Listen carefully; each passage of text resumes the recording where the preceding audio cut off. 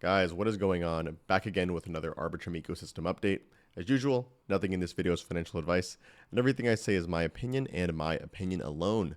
Without further ado, let's jump right into it. We have a tweet here today by 0xbeans talking about Heroglyps. This is going to be kind of a longer one, but we'll jump right into it after I read the tweet. Heroglyps is a new protocol that proposes incentives to increase the number of SOL validators on Ethereum, making ETH more robust and decentralized. To the degens, this is another asset class you can speculate on. Let's go over what it is. So first of all, props to 0xbeans here for giving a rundown of what Heroglyphs are. Probably one of the more complicated things that I've seen in recent times here in crypto. But definitely check out the thread if you want a full rundown. But the quick TLDR, as 0xbeans says, it's essentially a way to incentivize people to run more SOL validators on Ethereum. Kind of similarly how technically you can run 30. You can take 32 ETH, stake it, and start validating the Ethereum network. Heroglyphs is essentially trying to incentivize more people to do that. And this is actually through, I guess, like an inscription type mechanism, similar to what inscriptions were essentially on Bitcoin, to my understanding, but on Ethereum. In this case, actually, the Heroglyphs protocol is currently deployed on Arbitrum. So all the NFTs you find here that you can actually pick from and buy are all essentially on Arbitrum 1, the Arbitrum No 1 network. Oh, look at this one, dude. I didn't even see this one. The Arbinauts. This must be new. I might look at that. Some of these are really expensive, as you can see. This one's 450 USDM. This one's 0.24 ETH, 0.219 ETH. They have a monad looking one. They have a Barachain looking one. This one's almost minted out. Luigi, that's already minted out.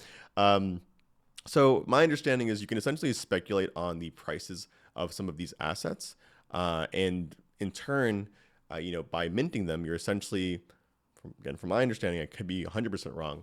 You're essentially not rewarding validators, but validators themselves are getting better rewards from transactions with these mints in them. That's the way I understand it. I could 100% be wrong, but that's why, of course, I mentioned 0xbeans thread here because it was very good, and it goes very, very in depth on some of the kind of technology and stuff that it uses. But nonetheless, very exciting stuff. Happy to see it on Arbitrum, and definitely looking forward to making Ethereum cypherpunk again. Cypherpunk? Yeah, that's what we call it, right? By the way, if you do want more updates on Heroglyphs, they don't post anything on Twitter, but they do post on Farcaster and Lens. So definitely take a look and follow them on Farcaster or Warpcast or whatever you want to call it. I call it Warpcast. Anyway, shout outs to 0xmaki. Appreciate you. All right, speaking of degeneracy, we have a tweet here by Patrick. Patrick, I guess, here is releasing a new collection called Disobedience. Multi-chain collection across 400 across Ethereum, Solana, Bitcoin, Base, and Arbitrum. 16 of the 400 will actually be minted on Arbitrum. He goes into more detail here on how to actually receive it, but it looks like that you can actually you can actually buy it on Thursday, noon PST, for 0.25 ETH or 750 ARB. I guess in this case on Arbitrum, 750 ARB. I'm not gonna lie to you, I'm not deep into the art scene. Obviously, I'm very familiar with the art on Arbitrum, but I love to see kind of like different collections kind of doing their thing. I'm also very degenerate to a certain extent, but 16 out of 400 on Arbitrum is actually pretty interesting. I feel like in a way it almost makes it a little bit more like I wouldn't be surprised if that like mints out like much quicker than the other chains, just because there's such a small amount on there. But either way, I dig the art, dig the vibe. I kind of like how mysterious it looks. I wanted to make sure I flagged it for you guys because, frankly, between this and the Heroglyph stuff, obviously not financial advice, could be something that pays off. Who knows? I'm not gonna lie to you. I've been like taking L after L recently on all the speculation I've been doing. So you definitely do your own research. That's for sure. I kind of want to mint the Arbinaut one though. That one's pretty funny. I'm going to tweet about that. Anyways, next one. All right, I put a tweet out here today, and I said, one of the most underrated aspects of Robinhood Wallet is how normie friendly it is. One example is ETH, no matter if it's on Ethereum or Arbitrum. In this case, I essentially took a screenshot here and I took a screenshot of the Robinhood Wallet and kind of showed how it displays ETH amongst different networks. And I just love how it kind of essentially just combines it into one kind of ETH holding on the front page. This is just like literally as soon as you open the app, this is the page that you see. This is on the bottom of it. But I just love how like unified it looks, how clean it looks, and how straightforward it is. Because the thing is that for people like us, if you're into crypto, you use crypto all the time, you're on chain, you're minting things, you're swapping things, whatever, then maybe it doesn't make that much of a difference to us, right? Because we understand the difference between ETH on different networks, but most normies do not. And frankly, it's extremely hard to explain to people. Yes, you have ETH on Ethereum, but you can also have ETH on Arbitrum, but technically ETH is also technically Ethereum because some exchanges call the asset ETH Ethereum. So it gets very confusing, as you can see. So the point is, I just love how they simplify it. They make it easy for the user to understand, and it just works. That being said, someone did make a great comment here, though. Dono, I think from L2Beat, says, except it matters because risks are different. And I 100% agree.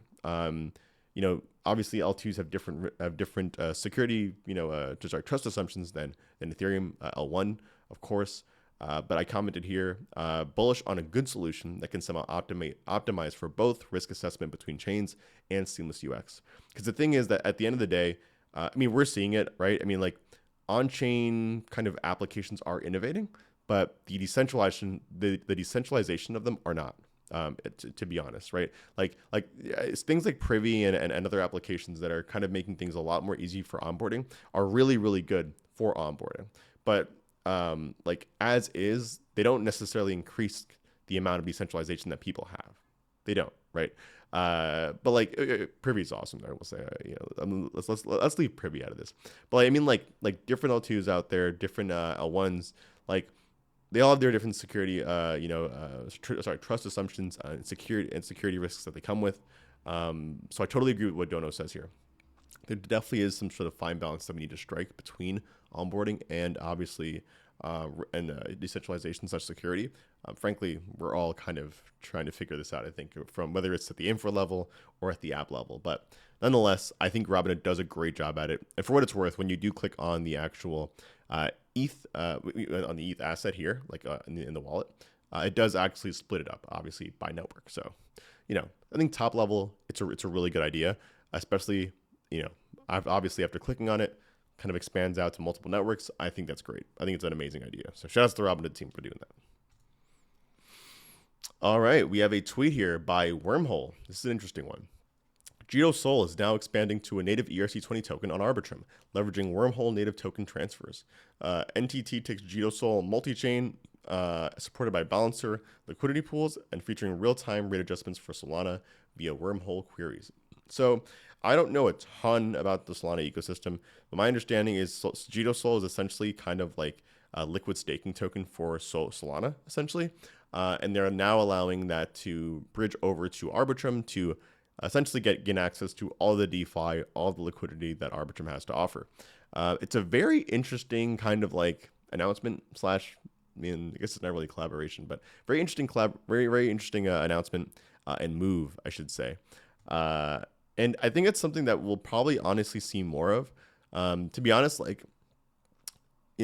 bridges like Wormhole, I guess Layer 0 as well, being not necessarily EVM specific, able to go kind of, across different L1s, it makes sense that they're kind of leveraging their ability to do so with taking assets from these different L1s and putting them on L2s, where a lot of liquidity happens to be, specifically on Arbitrum.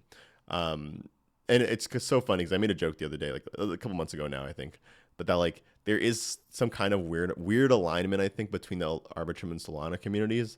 I think Stylus is kind of the bridge between those, no pun intended.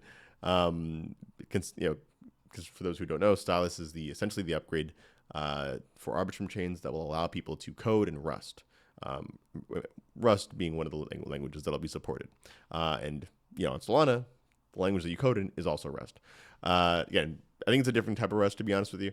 I don't think it's one-to-one necessarily, but nonetheless, it feels like there is some sort of synergy between the two ecosystems. I can't put my finger on it quite yet, but let's see. I don't know. If more stuff like this starts happening, maybe it'll be more apparent. But either way, shout outs to Wormhole and shout outs to Jito. All right, we got a tweet here by Pirate Nation. They said here, there's never been a better time to be a pirate. For those of you who don't know, Pirate Nation is essentially a fully on-chain game, and as well as an orbit chain now, of course. They have kind of pirate NFTs. You can essentially set sail on the seas, fight different pirate ships and different kind of sea monsters and whatnot, kind of like a card, like deck-based game. It's a really, really fun game, actually. And they've been hinting for quite a while that there's never been a better time to be a pirate. This to me just looks like tokens dropping out of the sky. With those parrots, the tokens, oh, that's so awesome. So yeah, very excited to see what comes from Pirate Nations. I guess like there's never been a better time to be a pirate campaign. But yeah, shout outs to the team. And this obviously got a very, very good feedback. Very well received. Also amazing graphics whoever designed this video. Ooh, here we go. And then we'll end today's video off with a tweet by GB Milady, who I think works at Senko, obviously. They say custom channel emotes are going to be great for pass holder retention. So if you don't know already, Senko TV obviously is a live streaming service, on Arbitrum essentially. They are looking to launch their L3 pretty soon. I also stream there myself, so make sure to see me over there. But so currently, just like any kind of live streaming service currently has, you have stickers, kind of like the base template of stickers. However, they are now starting, it looks like, to add support for custom channel stickers, or I guess I should say GB Milady said that they were emotes essentially, right? Emotes, stickers, whatever they are. Very excited to see custom ones of those. I totally agree that they will most likely be very, very good for pass holder retention. And I think generally speaking, Senko's gone the route of, like, they started off token gated, and they're starting to go the route of kind of being more open and more, I guess, accessible by the public. And I think it's a great move. Frankly, like a couple updates kind of made it so that you can now stream and people can, as long as they have an account created, they can at least see what's going on. Whether it's through like a preview of the stream or just like if someone's boosting it, you can see it for free, depending on how many tips that they have. But this is just like adding to the functionality to the platform. Definitely Senko is like one of the teams that just consistently keeps shipping. Train. And I'm looking forward to seeing everything else that they have coming out. Again, especially Senko L3. That is going to be so fun. Very exciting. I think there's going to be a lot of meme coin activity on that as well. So definitely get your ETH ready, or get your DMT ready, I should say, because I think the native gas token is going to be DMT. That being said, guys, thank you guys for watching. We're going to end it off there. See you guys in the next one, all right? Peace out.